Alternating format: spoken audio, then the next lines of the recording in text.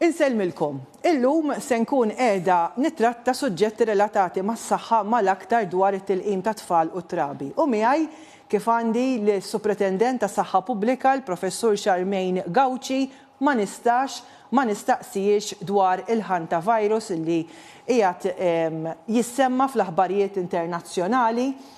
Għalissa jidher li m'hemmx allarm imma kif għandi l-Supretendent tas-Saħħa Pubblika ħdejja, ovvjament se nistaqsi grazzi illi inaqat magħna. Jiena meta nara lilek u naħseb ħafna mill-telespettaturi jiftakru f'dawk il-konferenzi ta' kuljum dwar meta kellna l-pandemija, però il-hantavirus ġejja xi pandemija oħra?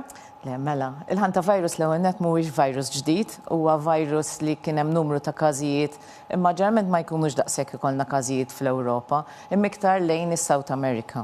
U li qegħdin naraw bħalissa hija li dan il-hantavirus affettwa n-nies li kienu qegħdin fuq cruise liner, kien cruise liner li kien qiegħed lejn is-South Americas u li qed jaħsbu huwa li kien hemm pazjent li kien diġà affettwat minn pajjiżu u mbagħad tela fuq dan il-vapur.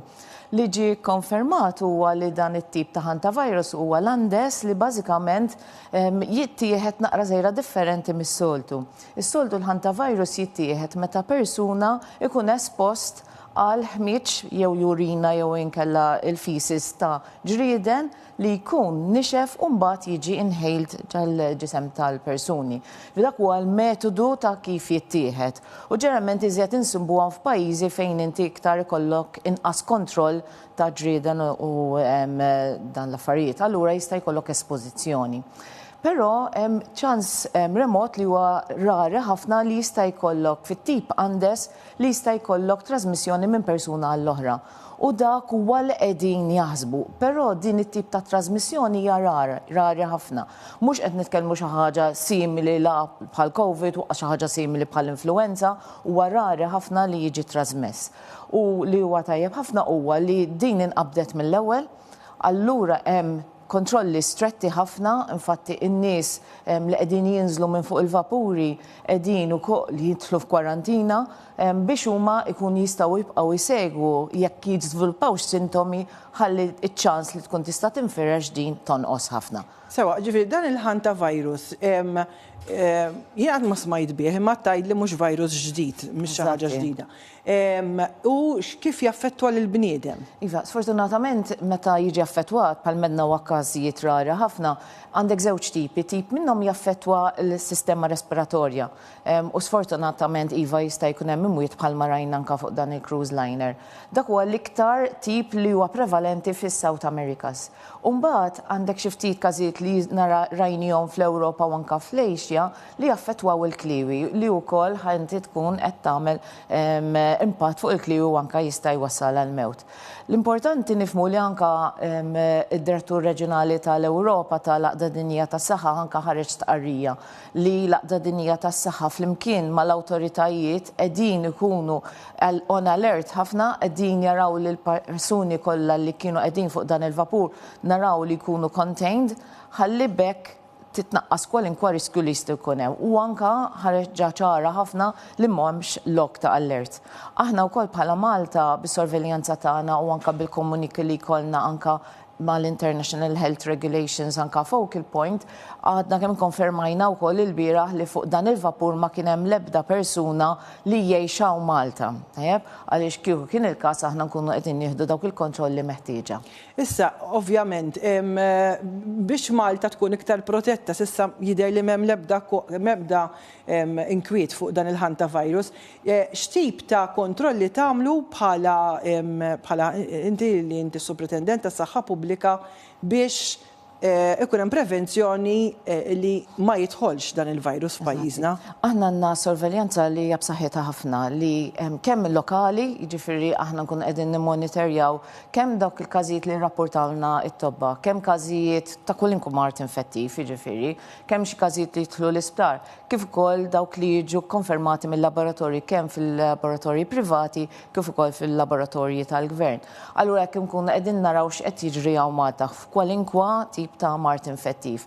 Imma wkoll għandna kuntatti b'saħħithom ħafna li aħna ikolna regolarment meetings, pereżempju l-bieraħ kellna meeting speċifikament fuq din anka mal-Ewropa u kif ukoll mal-Aqda Dinjija tas-Saħħa għaliex dejjem nkunu qegħdin naraw x'inhi s-sitwazzjoni madwar id-dinja u hekk nkunu iktar lesti u informati.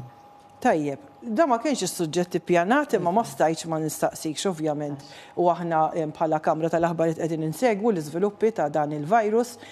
It-tilqim ta' tfal u trabi. Dan huwa suġġett importanti ħafna. Ħanibdew bit-trabi. Minħabba l-avvanzi li jsiru fil-mediċina u anke r-riċerki, it-tilqim dejjem jinbidel u jevolvi.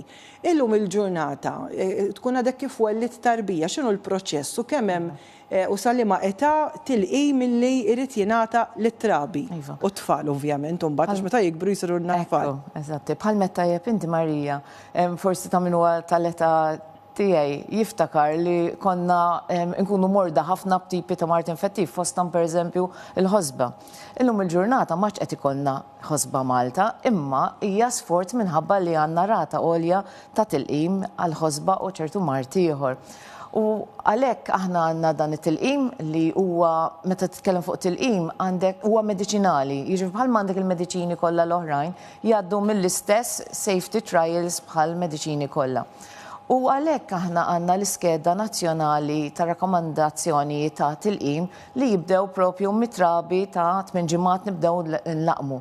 Ġifi għandna diversi tipi ta' tilqim li l-gvern jagħmel minn kollox biex dawn jingħataw priorità u jingħataw b'xejn. Ġifieri aħna għandna tilqim li niftakru dawk li konna nafu 3-in-1, tajjeb, tal-lum żdiedu ħafna għandek tad-difterja, tetanus u l-polio. U mbagħad għandna wkoll il-hepatitis B li wkoll hija prevalenti u aħna nagħtuha lit-tfal biex nkun nistgħu innaqsu l-ammont ta' każijiet li jista' jkun hemm li fil-fatt aħna sa f'Malta għandna rata li hija ħafna baxxa. Għandek ukoll kienet revolutionary kienet li daħħalna it-tilqima tal-meningococcus li hija meningite, ħafna nies jgħidula l-meningite kera għaliex jista' jkollha komplikazzjonijiet. U għavolja tilqija li hija expensive, il-gvern daħħalha fuq l-iskeda nazzjonali ħalli kulħadd ikun eligibbli għaliha. U rajna każijiet pereżempju milux rajna fl-Ingilterra x'ġara bil-każijiet tal-meningite fit-teens. Dak għaliex sforz li ma kienx hemm tilqim biżżejjed kieku ma kienitx tiġri, allura aħna t-tfal tagħna qegħdin jitlaqmu meta jkunu żgħar.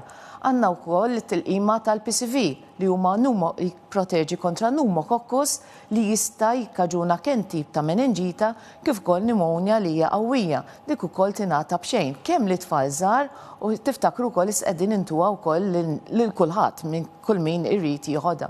Ġifieri mbagħad għandna wkoll tilqim bħal pereżempju aħna daħħalna l-ħib li hija tip ukoll ta' vaccine li tproteġi kontra tip ta' meningita oħra. Għandna wkoll iżjed ma jibdew jikbru mbagħad it-tfal l-HPV.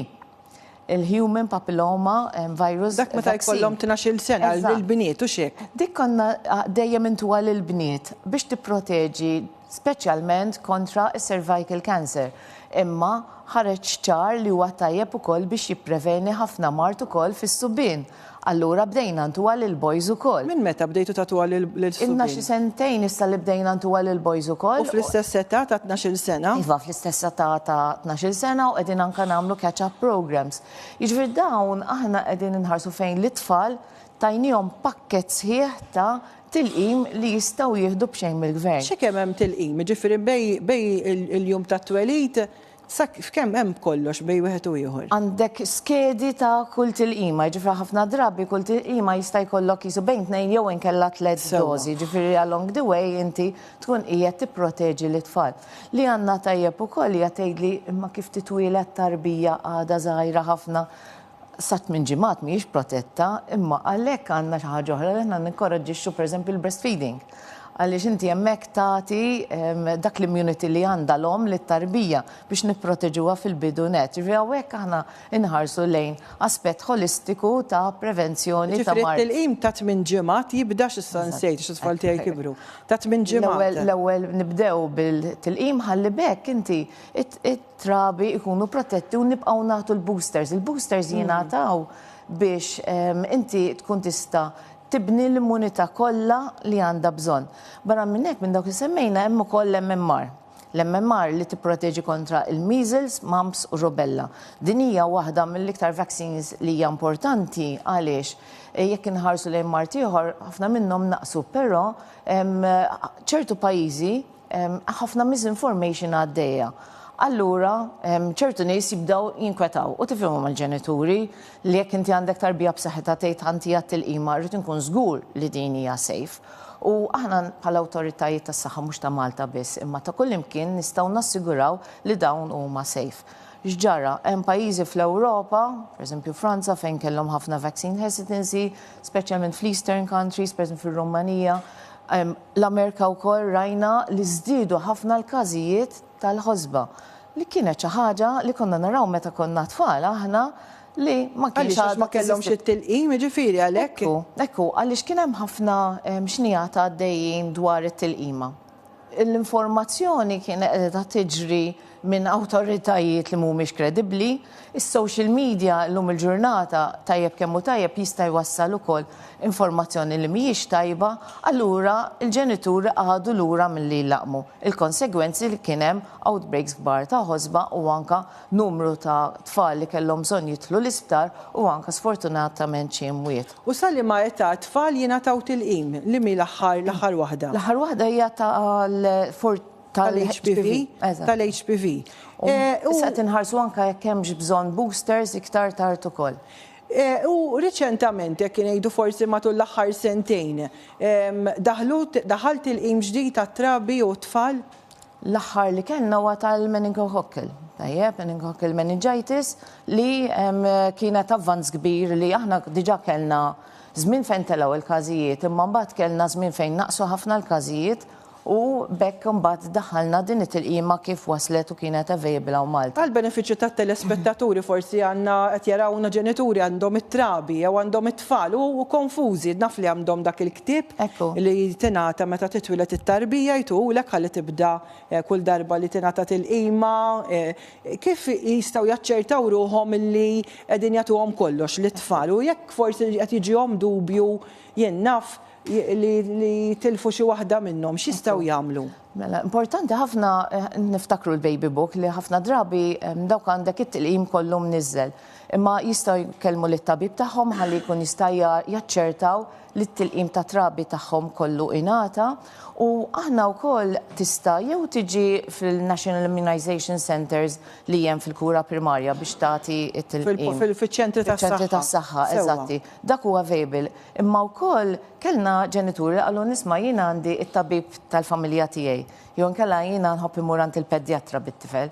Nista' nagħtihom hemmhekk it-tilqim u bħalmet għandek ċertu tilqim li huwa expensive u l-gvern joffriħ b'xejn. Alla li għamilna hija li ftemna mat-tobba li jaħdmu fil-privat li dawn jistgħu jieħdu t-tilqim minn għandna b'xejn ħalli mbagħad huma jkun jistgħu joffruh lil pazjenti li jiġu għandhom fil-privat. U bekk inti jkollok iktar aċċessibilità u anke iktar in-nies jistgħu jmorru fejn jixtiequ huma biex jagħtu t-tilqim. X'appell tagħmel lill-ġenituri biex ma jibżawx li jagħtu t-tilqim lit-tfal kif qed tgħid inti llum is-social media tagħti wkoll miżinformazzjoni u tista' tbeżża. Eżatt, infatti bħalissa qed naħdmu fuq proġett ukoll dwar miżinformazzjoni fejn qed inħarsu wkoll kif nistgħu nittrejnjaw iktar lil health professionals ta' kif jekk inti għandek ġenitur, jekk għandek omm, jekk għandek missier qudiemek qed jgħidlek jien qed nibża nagħti tilqima, kif twassal l-aħjar messaġġ biex inti tikkonvinċi lil dik il-persuna. Il-messaġġ minn naħa tiegħi hija li aħna għandna esperjenza twila bit-tilqim, mhux Malta biss ma' madwar id-dinja. It-tilqim jgħaddi minn clinical trials b'saħħithom ħafna li jħarsu lejn is-sitwazzjoni fejn inti għandek dawn il-vaccines li huma safe. U l-importanti hija li għandna għodda fidejna tat-tilqim li nistgħu nevitaw ħafna mart. U jekk forsi maħniex naraw dan il-Marta u Malta għaliex għandna rati għoljin ta' tilqim, kull ma rridu nħarsu hija li nħarsu lejn ftit pajjiżi madwarna fl-Ewropa, nħarsu l-barra fejn qed jonqos it-tilqim u naraw x'inhu huma l-konsegwenzi. Allura b'responsabbiltà qed nappella lill-ġenituri biex għandna dat tilqim ejjew jekk għandhom xi mistoqsijiet aħna nistgħu nispjegawlkom kollox biex aħna nkun nistgħu nipproteġu l-itfal tagħna. Aħna f'Malta qegħdin naraw rati li huma għoljin, però qegħdin noqogħdu attenti ħafna anke qed naħdmu fuq strateġija kif nistgħu anke insaħħu it-tilqim għaliex ma rridux li hemm jiġri bħalma qed jiġri f'pajjiżi oħrajn. Professor Charmaine Gauci, bħal dejjem informazzjoni ċara u dejjem tirrispondi għal kull mistoqsija kif dejjem tagħmel. Nirringrazzjak ħafna li kont magħna illum. Dik kienet il-professur Charmaine Gauci, is-Supretendent tas-Saħħa Pubblika. Grazzi li segwejtuna.